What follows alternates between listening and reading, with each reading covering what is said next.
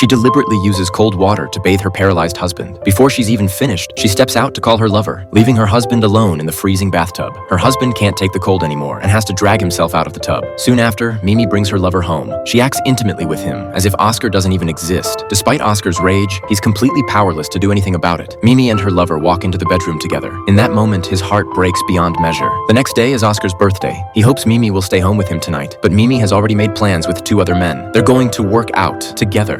Mimi leaves Oscar home alone. He stares out the window, feeling more alone than ever before. By the next morning, Mimi still hasn't come back. With no one to help him, Oscar wets himself. Finally, he decides to get revenge on Mimi. Nigel's arrival gives Oscar the opportunity he's been waiting for. The first time Nigel sees Mimi, he's completely captivated by her. Oscar notices everything. He deliberately gets close to Nigel, telling him he'd better stay away from his wife. His legs? His wife crippled them. Nigel becomes deeply intrigued by these stories. He has no idea he's walking straight into Oscar's carefully laid trap. Oscar tells him about his past with Mimi. He was Mimi's first love. Back then, Mimi was innocent and naive, and Oscar only planned to have some fun with her before breaking it off. But Mimi took the relationship seriously. Even after being humiliated by Oscar time and again, she refused to leave. No matter how badly Oscar beat her, Mimi just wanted to stay by his side. Gradually, Oscar grew tired of Mimi. He slept with different women every day, while Mimi silently endured it all. Until one day, Mimi told Oscar she was pregnant. For the first time, Oscar showed her tenderness. He gently reassured Mimi, convincing her to get an abortion. It wasn't the right time yet. If she agreed, he'd take her on a trip. Mimi believed him. She ended the pregnancy herself. After she recovered, the two boarded a plane together, ready to leave. But on the plane, Oscar suddenly pretended to feel sick. He quietly got off, leaving Mimi alone in the cabin. The moment the plane took off, Oscar thought he was finally free of her, and Mimi understood.